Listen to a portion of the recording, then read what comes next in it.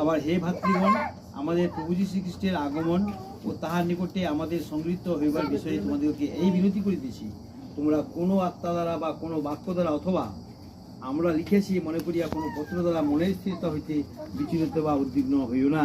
ভাবি না যে প্রভুর দিন উপস্থিত হইল, কেউ কোনো মতে যেন তোমাদেরকে না ভুলায়, কেননা প্রথমে আশীর্বাদ করুন। আমি বলতে চাই যে আমরা হলাম ঈশ্বরের, হ্যাঁ? হ্যাঁ? বাংলা বুঝেন আপনারা?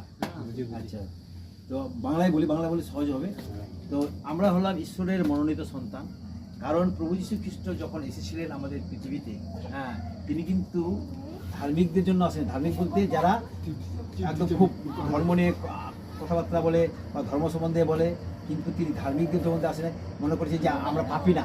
ধার্মিকরা কি মনে করে যে আমাদের মতো ধার্মিক, আমাদের মতো আমরা পাপী।